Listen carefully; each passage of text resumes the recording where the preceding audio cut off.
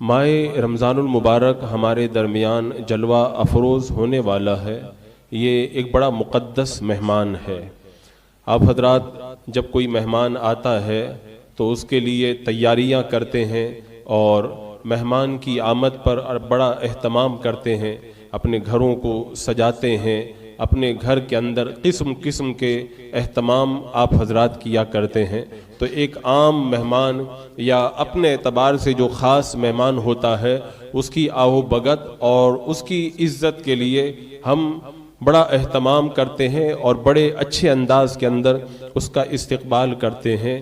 اور یہ ماہ رمضان المبارک بھی ہمارے درمیان ایک مہمان بن کر کے تشریف لا رہا ہے، اور یہ ایسا مقدس مہمان ہے، اتنا معزز مہمان ہے اور اتنا عظیم مہمان ہے۔ روایتوں میں آتا ہے کہ ماہ رمضان المبارک کے لیے پورے سال جنت کو سجایا جاتا ہے۔ تو اس کی عظمت کا آپ اندازہ لگائیں کہ اس کا اہتمام ہم زمین پہ کیا کریں، آسمانوں پر اس کا اتنا زبردست اہتمام اور اتنا زبردست استقبال ہوتا ہے کہ پورا سال جنت کو اور جنتوں کو اس ماہ رمضان المبارک کی آمد کے لیے سجایا جاتا ہے، سنوارا جاتا ہے، اہتمام کیا جاتا ہے۔ تو یہ اگر اہتمام ہم اپنی نگاہوں میں رکھیں تو ہمیں سمجھ میں آئے گا کہ کتنا عظیم مہمان آ رہا ہے، کتنا مقدس مہمان آ رہا ہے، کتنا معزز مہمان ہمارے درمیان جلوہ افروز ہو رہا ہے۔ تو جب آسمانوں پر اتنی سجاوٹیں اور اتنا اہتمام ہے تو ہمیں کتنا اہتمام کرنا چاہیے، اور اس ماہ رمضان المبارک کا ہمیں استقبال کس انداز کے اندر کرنا چاہیے۔ اور ایک حدیث پاک میں آقا کریم علیہ السلام نے جو فرمایا اس کا مفہوم یہ ہے کہ اگر امت کو یہ پتا ہوتا کہ ماہ رمضان المبارک کیا چیز ہے تو وہ یہ تمنا کرتے کہ کاش پورا کا پورا سال رمضان المبارک ہوتا، یعنی پورا سال ماہ رمضان ہونے کی تمنا امت کرتی اگر امت کو اس کی اہمیت کا پتہ چل جاتا۔ تو جن حضرات کو اس کی اہمیت معلوم ہے، اس کی قدر معلوم ہے، وہ تو ہر وقت یہی دعا کرتے ہیں اللہ ماہ رمضان عطا فرما دے۔ اور میں اور آپ تو کیا، سید المعصومین آقا کریم صلی اللہ تعالی علیہ وسلم خود اللہ کی بارگاہ کے اندر یہ دعا کرتے تھے ماہ رجب کے آغاز کے اندر کہ اللہم بارک لنا فی رجب و شعبان، اے اللہ تو ہمارے لیے رجب کے اندر اور شعبان المعظم کے اندر برکت عطا فرما، وبلغنا رمضان، اور ہمیں ماہ رمضان المبارک تک پہنچا دے۔ اللہ کے رسول علیہ السلام خود ماہ رمضان المبارک کے لیے اللہ کی بارگاہ میں دعا فرماتے۔ اور اسلاف کے بارے میں نے روایتوں میں یہ پڑھا ہے کہ جس طرح ایک دلہن اپنے دولہا کا انتظار کرتی ہے، اسی طرح بزرگان دین ماہ رمضان کا انتظار کیا کرتے تھے، اور وہ صرف سال میں ایک مہینہ ماہ رمضان نہیں مناتے تھے، اور پورا سال ماہ رمضان منایا کرتے تھے۔ اور ان کے پورا سال ماہ رمضان منانے کا طریقہ یہ تھا کہ جب ماہ رمضان المبارک کے آنے میں 6 مہینہ باقی رہتا تو وہ دعا کرنا شروع کر دیتے، اے اللہ ماہ رمضان عطا فرما، اے اللہ ماہ رمضان عطا فرما۔ 6 مہینہ پہلے ماہ رمضان المبارک کے لیے اللہ کی بارگاہ کے اندر وہ دعا شروع کر دیتے تھے، اور ان کو یہ قدر پتا تھی، ہمیں قدر پتا نہیں ہے اس لیے ہم سمجھ نہیں پا رہے ہیں۔ 6 مہینہ تک وہ دعا کرتے، اے اللہ ماہ رمضان عطا فرما، اور جب ماہ رمضان المبارک آتا خوب بڑھ چڑھ کر کے نیکیاں کرتے، خوب ذوق و شوق کے ساتھ میں عبادتیں کرتے، اور جب ماہ رمضان گزر جاتا تو 6 مہینے تک دعا کرتے، اے اللہ ماہ رمضان میں جو ہم نے عبادت کی ہے ان عبادتوں کو اپنی بارگاہ میں تو قبول فرما لے۔ تو 6 مہینہ دعا کر کے گزار دیتے اور 6 مہینہ اعمال کی قبولیت کے لیے دعا کر کے گزار دیتے۔ اس طرح پورا کا پورا سال وہ ماہ رمضان منایا کرتے تھے۔ یہ ہمارے اسلاف اور ہمارے بزرگوں کا طریقہ۔ حضرت انس رضی اللہ تعالیٰ عنہ بیان فرماتے ہیں کہ پہلے کے زمانے میں مسلمانوں کا طریقہ یہ تھا کہ جب رمضان المبارک آنے والا ہوتا تو وہ خوب صدقہ کرتے، اپنے مالوں کی زکوٰۃ نکال دیتے اور خوب عبادت کرنے لگ جاتے۔ یعنی ماہ رمضان میں تو بندہ عبادت کرتا ہی ہے۔ حضرت انس رضی اللہ تعالیٰ عنہ فرماتے ہیں شعبان ہی کے اندر بزرگان دین اور مسلمان تیاری شروع کر دیتے کہ ہم نیکی کرنے کی ابھی سے ہی تیاری کرنا شروع کر دیں تاکہ ماہ رمضان آئے تو اور زیادہ ہم ماہ رمضان کے اندر عبادت و ریاضت کر سکیں۔ تو عزیزان مکرم، اتنا مقدس اور اتنا عظمت والا مہینہ ہمارے درمیان جلوہ افروز ہو رہا ہے۔ اس مہینے کی شان یہ ہے کہ جب ماہ رمضان المبارک کا چاند نظر آیا کرتا تھا تو اللہ کے رسول صلی اللہ تعالی علیہ وسلم ماہ رمضان المبارک کے چاند کو دیکھ کر کے یہ فرمایا کرتے تھے، یہ خیر و برکت کا چاند ہے، یہ خیر و برکت کا چاند ہے۔ اور جب ماہ رمضان المبارک آتا تو اللہ کے رسول علیہ السلام صحابہ کو مبارکباد دیا کرتے تھے اور فرمایا کرتے تھے یہ خیر و برکت کا مہینہ جلوہ افروز ہوا ہے، جس مہینے کے اندر، جس مہینے کی پہلی رات کے اندر اللہ تبارک و تعالی سارے اہل ایمان کی مغفرت فرما دیتا ہے۔ یعنی اللہ کے رسول علیہ السلام صحابہ کو ہم لوگ بھی بہت مبارکباد دیتے ہیں اور ہمارے مبارکباد دینے کا طریقہ الگ ہے۔ سید المعصومین آقا کریم علیہ الصلوۃ والسلام خود صحابہ کرام کو ماہ رمضان کی مبارکباد عطا فرما رہے ہیں۔ اور ایک روایت کے اندر یہ ہے، ایک بار جب ماہ رمضان آنے لگا تو اللہ کے رسول علیہ السلام نے فرمایا کہ تمہیں پتا ہے تم کس مہینے کا استقبال کر رہے ہو اور تمہارا کون استقبال کر رہا ہے؟ تمہیں پتا ہے تم کس مہینے کا استقبال کر رہے ہو اور تمہارا کون استقبال کر رہا ہے؟ تیسری بار پھر فرمایا تمہیں معلوم ہے تم کس مہینے کا استقبال کر رہے ہو اور تمہارا کون استقبال کر رہا ہے؟ آپ نے جب 3 مرتبہ یہ فرمایا تو حضرت عمر فاروق رضی اللہ تعالیٰ عنہ نے عرض کی یا رسول اللہ کیا کوئی وحی اترنے والی ہے یا رسول اللہ کچھ دشمن سے جنگ کا موقع آنے والا ہے؟ تو میرے آقا صلی اللہ تعالیٰ علیہ وسلم نے فرمایا نہ تو وحی اتر رہی ہے اور نہ تو جنگ کا موقع ہے، بلکہ اللہ کے رسول علیہ السلام نے ارشاد فرمایا تمہارے اوپر ایک ایسا مہینہ جلوہ افروز ہو رہا ہے جس مہینے کی پہلی رات میں اللہ تبارک و تعالی سارے اہل ایمان کو معاف فرما دیتا ہے۔ تو یہ اللہ کے رسول علیہ السلام نے اس مہینے کا استقبال فرمایا اور اس طرح سے اللہ کے رسول علیہ السلام اس مہینے کی آمد پر جو ہے وہ خوشخبری عطا فرما رہے ہیں۔ تو جو قدر جانتے ہیں، جنہیں اہمیت معلوم ہے، وہ ماہ رمضان کے لیے اتنے بیتاب رہتے ہیں، بے چین رہتے ہیں کہ ماہ رمضان آئے تو زیادہ سے زیادہ عبادت اور نیکیاں کر کے اللہ کی رضا کو پا لیا جائے۔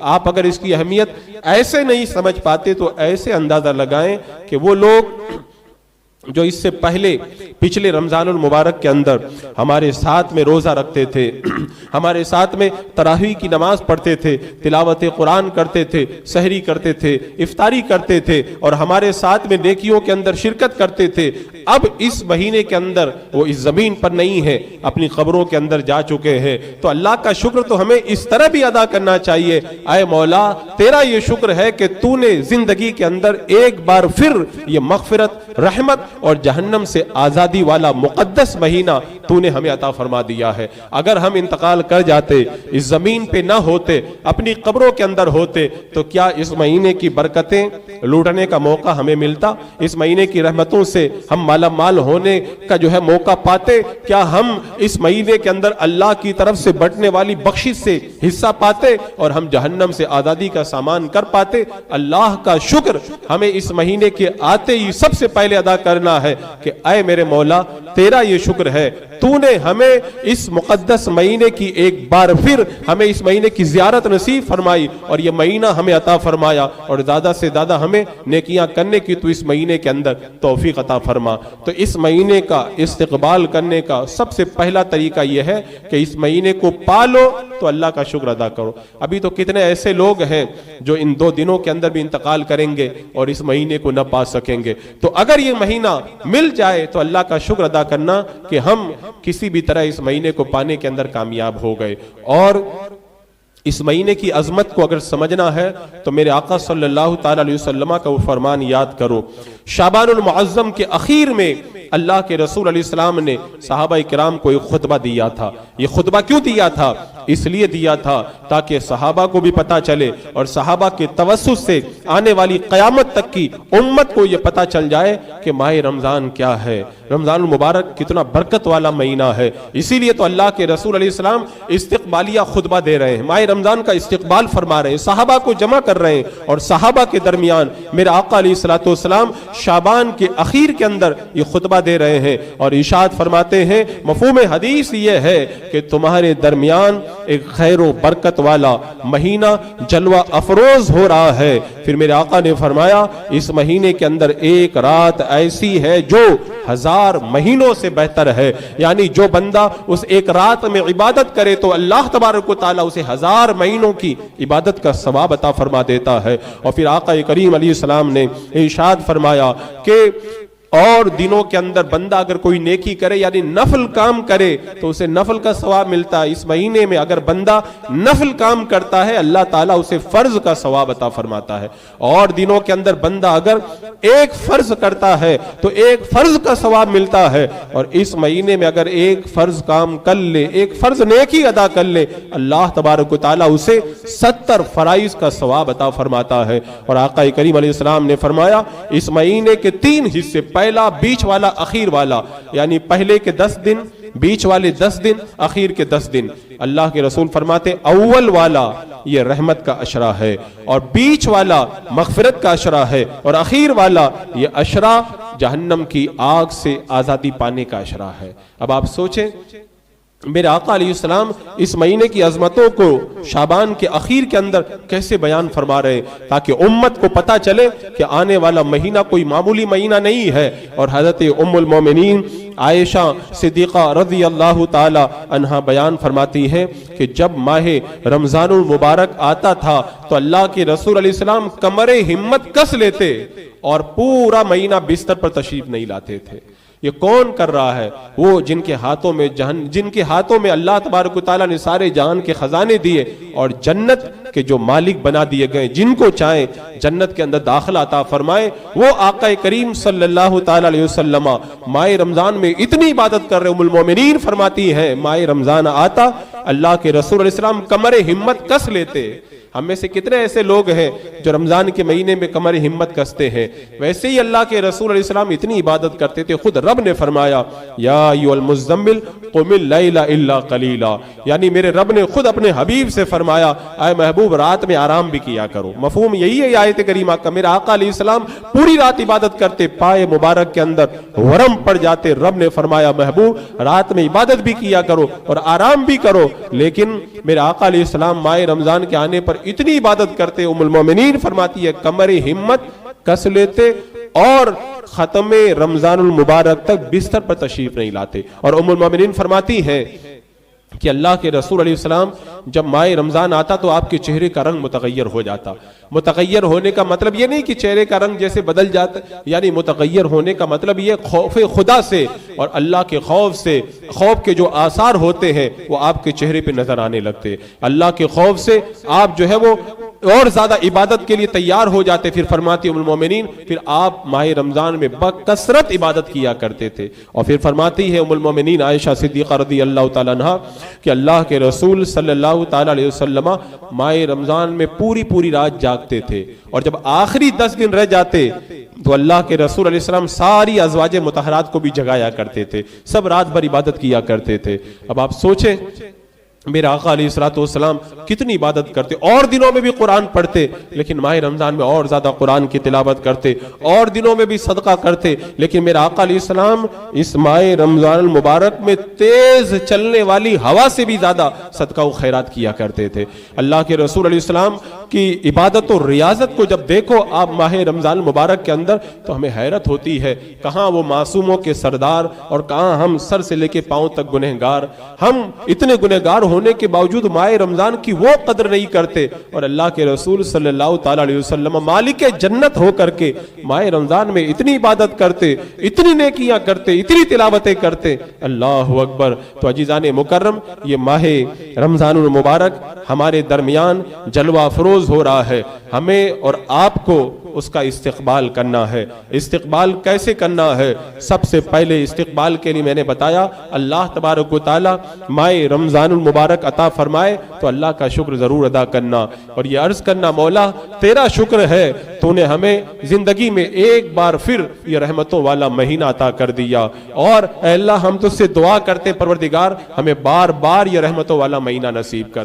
جو لوگ قبروں میں پہنچ گئے ان سے جا کر کے پوچھو وہ کتنی تمنا کر رہے ہیں، کتنی آرزو کر رہے ہیں کاش ہم بھی دنیا میں زندہ ہوتے، ماہ رمضان ہمیں بھی زندگی میں ملتا، ماہ رمضان تو میں نے بتایا تھا کہ پہلے بھی آیا تھا، اب بھی آیا ہے، بعد میں بھی آتا رہے گا، لیکن آپ کو تو پتہ ہی ہے ہم جب پیدا نہیں ہوئے تھے اس وقت جو ماہ رمضان آیا تھا اس وقت تو ہم کچھ نیکی کر ہی نہیں سکتے تھے، اور جب ہم دنیا سے ہم چلے جائیں گے پھر ماہ رمضان آئے گا تو ہم کیا کر سکیں گے؟ تو جو پہلے آئے یا جو بعد میں آئے وہ ہمیں وہ کام نہ آئیں گے، ہمیں تو کام وہی رمضان آئے گا جو ہمیں زندگی میں اللہ تعالیٰ عطا فرمائے۔ تو یہ جو زندگی میں ماہ رمضان المبارک مل رہا ہے، سب سے پہلے اللہ کا شکر ادا کریں، اور اس کے بعد میں ماہ رمضان کی آپ حضرات پہلے سے تیاری کر لیں۔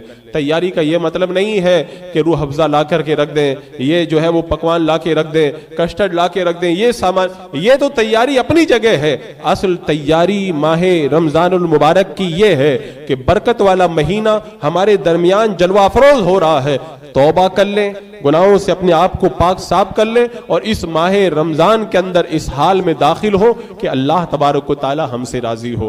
ایک بات ہمیشہ یاد رکھیں کہ اگر کوئی بندہ یہ چاہتا ہے کہ جب رمضان کا چاند نظر آئے گا تو میں نیک بن کر کے نیکی کروں گا، تو میں کہتا ہوں پورا مہینہ گزر جائے گا، وہ جس طرح سے نیکی کرنا چاہیے نہیں کر پائے گا۔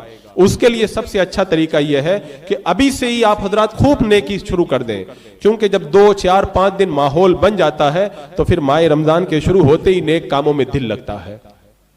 ورنہ میں نے کتنے لوگوں کو دیکھا کہ وہ سوچتے ہیں کہ جب رمضان المبارک آئے گا تو میں نیک بن جاؤں گا، اور پھر جب رمضان المبارک کا مہینہ شروع ہو جاتا ہے بولے ہاں کل سے مجھے یہ کرنا ہے، اور پھر دوسرے دن پلان بناتا ہے کہ میں کیا کروں، پہلے قرآن شریف پڑھ لوں اور پھر یہ کر لوں، اور کتنے ایسے لوگ پورا مہینہ گزر جاتا ہے اور وہ کسی طرح سے قابل قدر نیکیاں انجام نہیں دے پاتے ہیں۔ تو اس کے لیے سب سے اچھا اور آسان طریقہ یہ ہے آج ہی آپ لوگ اپنا کچھ وقت نکال کر کے ماہ رمضان کا ایک شیڈول بنا لیں، ماہ رمضان کے لیے ایک ٹارگٹ متعین کر لیں کہ ہمیں ماہ رمضان میں چاند نظر آنے سے لے کر کے عید کا چاند نظر آنے تک دن میں کیا کرنا ہے، رات میں کیا کرنا ہے، کیا کیا پڑھنا ہے، اور کس انداز کے اندر کب کب کتنے منٹ تک عبادت کرنی ہے۔ اور میں یہ مشورہ دوں گا کہ بہتر یہ ہوگا ایک کاپی کے اندر آپ لوگ باقاعدہ لکھ کر کے رکھ لیں کہ فجر بعد میں یہ پڑھوں گا، ظہر میں یہ کام کروں گا، عصر کی نماز کے بعد یہ کروں گا، مغرب میں یہ کروں گا،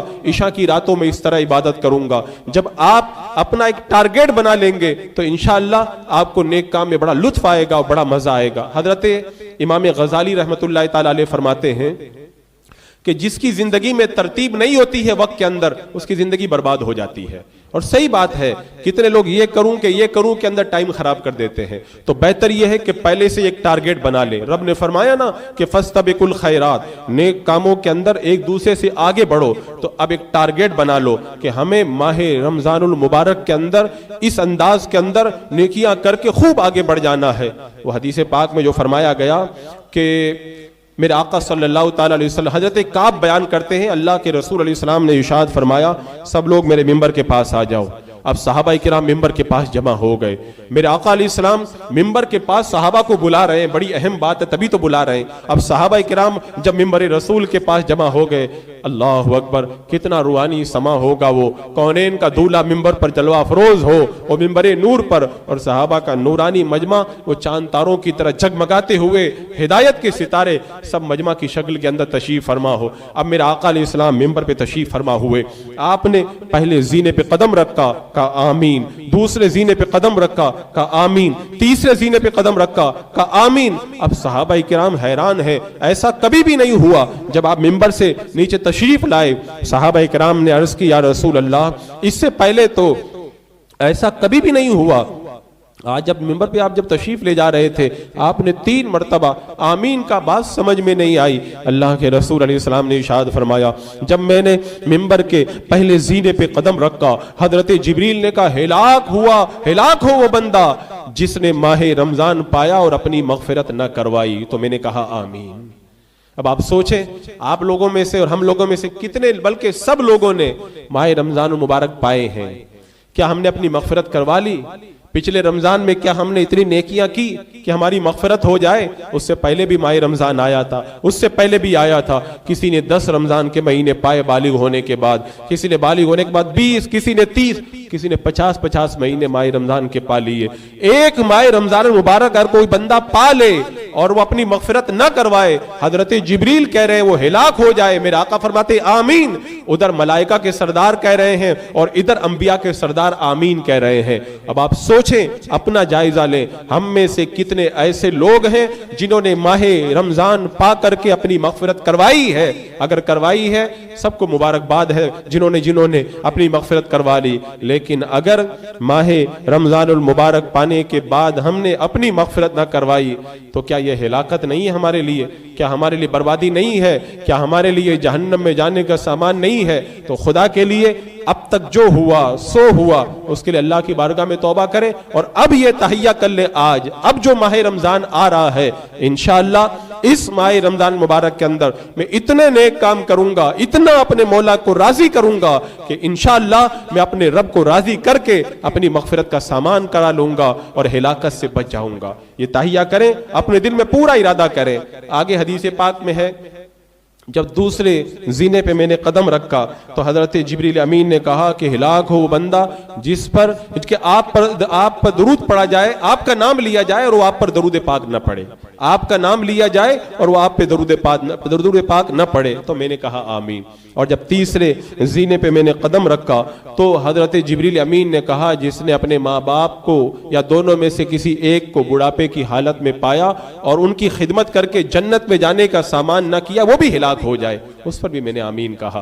खैर, तो ये हदीस पाक से हमें ये पता चला कि माए रमजान कोई बंदा पा ले और फिर भी गुनाहों से पाक साफ ना हो तो माए रमजान तो बरकतें लेकर के आता है। अगर हम मगफिरत न करा सके, ये हमारी कमी है, हमारी कोताही है, हमारी नाकामी है। अब तक जो कोताही हुई अल्लाह माफ करे, लेकिन इस रमजान मुबारक के अंदर ये वादा कर लो हमें कोताही बिल्कुल नहीं करना है। तो अजीजान मुकर्रम, तो ये काम आप कर लें, आज ही एक चार्ट बना लें हमें कैसे इबादत करनी है। मुख्तसर तौर पर मैं बता दूं, क्योंकि अगर मैं सबके लिए एक चार्ट बताऊं तो बड़ा मसला है। बहुत सारे लोग हैं जिनको कोई काम नहीं है, वो ज्यादा इबादत कर सकते हैं। कुछ ऐसे लोग हैं जो मेहनत मजदूरी करने वाले हैं, वो ज्यादा इबादत नहीं कर सकते। और कुछ लोग जो हैं वो बहुत ही ज्यादा जो है मसरूफ रहते हैं, उनके बाल बच्चों का खर्च उठाना उनके लिए बड़ा लंबा मसला है।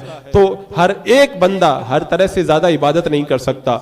लेकिन अगर मुतवस्सित तौर पर देखा जाए तो होना ये चाहिए कि हम जब सहरी के वक्त में उठें तो थोड़ा पहले उठ जाएं। और दिनों में तहज्जुद की नमाज हम लोग नहीं पढ़ सकते, और तहज्जुद की नमाज सुभान अल्लाह इतनी ज़बरदस्त इबादत है, क़यामत के मैदान में तहज्जुद गुजारों की अलग ही शान होगी। उनके चेहरे कैसे जगमगा रहे होंगे और जन्नत में वो कैसे आगे आगे जा रहे होंगे। तो इंशाअल्लाह हम ये वादा करें कि सबसे पहले जब हम उठेंगे तो माह रमज़ान में हमारे कामों का आगाज़ तहज्जुद की नमाज से होगा। कम से कम 2 रकात या 8 रकात 2-2 रकात करके हम तहज्जुद की नमाज पढ़ेंगे, फिर सहरी खाएंगे। तहज्जुद की नमाज पढ़ना ये भी इबादत, सहरी करना ये भी इबादत। और सहरी करने के बाद में हम तस्बीह और तहलील के अंदर मगन हो जाएंगे, कलमा शरीफ का विर्द करेंगे। ये बता दूं मैं, अल्लाह के रसूल अलैहि सलाम ने फरमाया कि माह रमजानुल मुबारक में 4 काम करो। मेरे आका ने फरमाया माह रमजानुल मुबारक में 4 काम करो। 2 काम अल्लाह को राजी करने के लिए करो और 2 काम इसलिए करो कि उन 2 कामों से तुम बेनियाज नहीं हो, उन 2 कामों की तुम्हें जरूरत है। तो माह रमजान में ये 4 काम भी आपको करने हैं। पहला काम, मेरे आका फरमाते हैं कि माह रमजान मुबारक में कसरत से कलमा शरीफ का विर्द करो, ला इलाहा इल्लल्लाहु मुहम्मदुर रसूलुल्लाह खूब पढ़ो। माह रमजान में कौन वजीफा बता रहा है? ये मेरा और आपका बताया वजीफा नहीं है, खुद आका करीम सैयदुल मासूमीन सल्लल्लाहु ताला अलैहि वसल्लम ने ये वजीफा बताया है। अगर कहीं किसी को वजीफा पूछना है तो कहीं जाने की जरूरत नहीं है। मेरे आका अलैहिस्सलाम ने माह रमजान का वजीफा हमें पहले ही बता दिया कि अगर माह रमजान में तुम्हें कोई वजीफा पढ़ना है तो ला इलाहा इल्लल्लाहु मुहम्मदुर रसूलुल्लाह ये वजीफा पढ़ो। कितना पढ़ो? तुम जितना पढ़ सकते हो उतना पढ़ो। मैं तो कहता हूं इतना पढ़ो कि इस कलीमे के रंग के अंदर रंग जाओ और तुम्हारा दिल रोशन और ताबनाक हो जाए। और इसकी बरकतें इतनी ज्यादा हैं, उसके लिए अलग से पूरी एक मुकम्मल तकरीर करने की जरूरत है कि इस कलमा शरीफ की बरकतें कितनी ज्यादा हैं। बस मैं इतना कहूंगा कि जिस तरह लोहे पे जंग लग जाता है تو پھر وہ لوہا زنگ آلود ہو کر کے بیکار ہو جاتا ہے، تو اس کو صاف کرنے کا کوئی طریقہ ہوتا ہے۔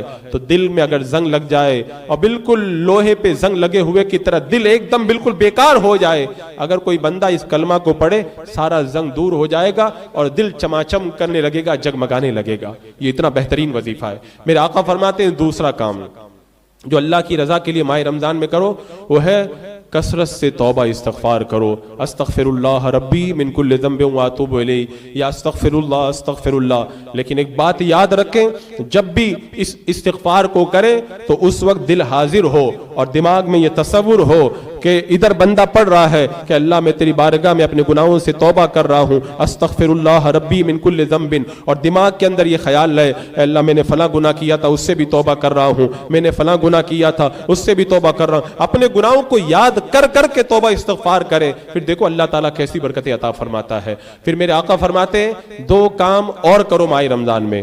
پہلا کام اللہ سے جنت خوب مانگو، رمضان کے مہینے میں اللہ سے خوب جنت مانگو اور جنت کا سوال کرے اللہ جنت الفردوس عطا فرما، اور اگر محبت میں دعا کرو تو اس طرح دعا کرو اللہ جنت دے اور جنت میں تیرے حبیب کا ساتھ ہمیں عطا فرما۔ اللہ کی بارگاہ میں اس طرح دعا کرو، کیونکہ روایتوں میں آتا ہے جب کوئی بندہ 3 مرتبہ اللہ سے جنت مانگتا ہے تو جنت خود اللہ سے کہتی ہے اللہ یہ جنت کا سوال کر رہا ہے، یہ جنت کی نعمتیں تو اس کو عطا فرما دے۔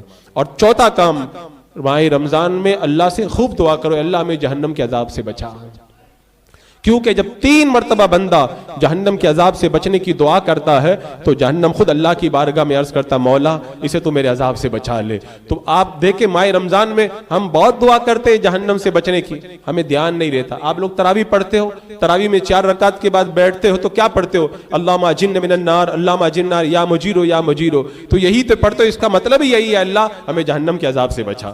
ہم پڑھتے لیکن ہمیں پتہ ہی نہیں رہتا ہے، تو دعا کرو تو تصور کرو کہ ہم جہنم کے عذاب سے بچنے کے لیے اللہ کی بارگاہ کے اندر دعا کر رہے ہیں، اور اس مہینے کا آخری عشرہ تو جہنم سے آزادی کا ہی عشرہ ہے۔ اور روایتوں میں موجود ہے اس مہینے کی پہلی رات ہی میں اللہ تعالیٰ بندوں کی طرف نگاہ رحمت فرماتا ہے، روزانہ 10 لاکھ لوگوں کو جہنم سے آزادی دیتا ہے۔ اور جمعہ کے دن، ماہ رمضان کے جمعہ کے دن ہر گھڑی 10 لاکھ لوگوں کو جہنم سے آزادی دی جاتی ہے۔ اور جب آخری تاریخ آتی ہے تو پورے مہینے میں جتنے لوگوں کی مغفرت کی گئی ہے اتنے لوگوں کی اللہ تعالیٰ آخری رات میں جہنم کی آگ سے آزادی عطا فرماتا ہے اور ان کی مغفرت فرما دیتا ہے۔ تو عزیزان مکرم اس مہینے کے اندر کثرت سے ہمیں جو ہے وہ اللہ کی بارگاہ میں دعا کرنا چاہیے اللہ ہمیں جہنم کے عذاب سے بچا۔ تو عزیزان مکرم چارٹ بنا لیں، تہجد پڑھیں، سحری کریں اور اس کے بعد میں تسبیح پڑھنے لگ جائیں۔ وہ تسبیح جو میں نے بتائی تھی سبحان اللہ وبحمدہ، سبحان اللہ العظیم وبحمدہ استغفر اللہ، اس کو آپ پڑھیں فجر کے وقت میں۔ کون کہتا ہے کاروبار نہیں چلتا اور کون کہتا ہے کہ روزی میں برکت، اس کو پڑھ کے دیکھو، یہ وہ وقت ہوتا ہے فجر کا کہ جو روزی والے فرشتے ہیں وہ روزی والے فرشتے جب آتے ہیں، اور یہ تسبیح انہی کی تسبیح ہے، جب وہ پڑھتا ہوا دیکھتے ہیں کہ تو ہماری والی تسبیح پڑھ رہا ہے تو اللہ کی بارگاہ میں جا کر کے پھر ہمارے لیے روزی کا اچھا انتظام فرما دیتے ہیں۔ وہ تو تسبیح پڑھیں، درود پاک 100 مرتبہ پڑھیں، اور ٹائم ملے تو لا حول ولا قوت الا باللہ العلی العظیم اسے 100 مرتبہ پڑھیں، اور بہت سارے وظائف کلمہ شریف وغیرہ کا خوب ورد کرتے رہیں۔ فجر کی نماز پڑھیں، فجر کی نماز کے بعد میں بیٹھے رہیں یہاں تک کہ سورج نکل کر 20 منٹ ہو جائے، اس کے بعد میں 2 رکعت نماز پڑھیں۔ روایتوں میں آتا، حدیث پاک میں ہے اللہ تعالیٰ اسے ایک حج اور ایک عمرہ کا ثواب عطا فرماتا ہے۔ پھر جب سورج کے اندر کچھ تیزی آ جائے تو 12 رکعت نماز چاشت کی نماز پڑھے۔ اللہ کے رسول فرماتے ہیں جو چاشت کی 12 رکعت پڑھے گا اللہ اسے جنت کے اندر سونے کا محل عطا فرمائے گا۔ پھر بیچ میں جو وقت ملے اس کے اندر قرآن کی تلاوت کریں، ظہر کے بعد میں یہاں درس رہتا ہے درس میں شرکت کریں، اس کے بعد میں تلاوت قرآن میں مگن ہو جائیں، اور پھر عصر کے بعد سے لے کے مغرب کا وقت جو ہے اس کو بہت خیال رکھیں۔ میں دیکھتا ہوں کہ لوگ جو افطاری کا وقت قریب ہو جاتا ہے وہ باہر روڈ کے اوپر خریداری میں لگے رہتے ہیں، وہ خریداری کا وقت نہیں ہے، اس کے لیے پہلے آپ لوگ نپٹ لو، وہ تو قبولیت کا وقت ہے۔ عصر سے لے کے مغرب تک روڈ پہ سناٹا رہنا چاہیے، اس وقت میں تو سب کو اپنے اپنے مصلے بچھا کر کے بیٹھ جانا چاہیے، اور افطاری کے وقت میں تو دعا قبول ہوتی ہے۔ میں آپ سے گزارش کروں گا آپ کو جو خریدنا ہو آپ عصر کی نماز سے پہلے خرید لیں، یا عصر کے بعد 15 منٹ کے اندر خرید لیں، وہ جو افطاری سے پہلے کا وقت ہوتا ہے اسے پھل فروٹ خریدنے کے اندر نہ گزاریں، اپنا وہ قیمتی وقت ضائع نہ کریں. وہ اتنا پیارا وقت رہتا ہے اللہ کی بارگاہ میں. اس وقت جو مانگو گے فرمایا گیا کہ اس وقت کی دعا اللہ تعالیٰ رد نہیں فرماتا. اتنا گولڈن چانس ملا ہے اور ہم جو ہے وہ پھل فروٹ خریدنے کے اندر وہ وقت برباد کر دیں تو بڑا افسوس ہوتا ہے اور بڑا تعجب ہوتا ہے. اس وقت کو آپ حضرات برباد نہ کریں اور پھر تراویح کی نماز پڑھیں اور عشاء کے بعد میں روزانہ 1-2 گھنٹہ ضرور جاگ کر کے عبادت کریں. اپنے اس وقت کو ہرگز ضائع نہ کریں. تو عزیزان مکرم اس طرح آپ شیڈول بنائیں. اور کیسے شیڈول بنائیں؟ پچھلے رمضان میں اگر میں نے 1 ختم کیا ہے اس رمضان میں 2 ختم کروں گا. پچھلے رمضان میں اگر میں نے ہر روزانہ 10 نوافل پڑھے ہیں اس رمضان میں روزانہ 20 نوافل پڑھوں گا. پچھلے رمضان میں نے اگر 10,000 بار کلمہ پڑھا ہے اس رمضان میں 20,000 مرتبہ پڑھوں گا. اس طرح سے آپ لوگ پوری تیاری کریں اور پورا شیڈول بنائیں اور اس کے اندر کوئی کوتاہی نہ کریں. اس ماہ رمضان المبارک کو اب ہم بہت اچھے انداز میں گزاریں گے. پھر دیکھو اللہ تعالیٰ ہماری تکلیفوں کو کیسے دور فرماتا ہے اور کیسے اللہ تبارک و تعالیٰ حالات کو پلٹ کر کے ہمارے لیے زندگی کو بہتر سے بہتر بنا دیتا ہے. عزیزان مکرم اب ہم پوری طرح سے تیار ہو جائیں اور ماہ رمضان کے لیے عبادت و ریاضت کے لیے کمر کو کس لیں اور ارادہ کر لیں انشاءاللہ اب کی رمضان یہ ہماری زندگی کو بدلنے والا رمضان ہوگا. اللہ تبارک و تعالیٰ آنے والے ماہ رمضان مبارک کی ہمیں زیادہ سے زیادہ قدر کرنے کی توفیق عطا فرمائے.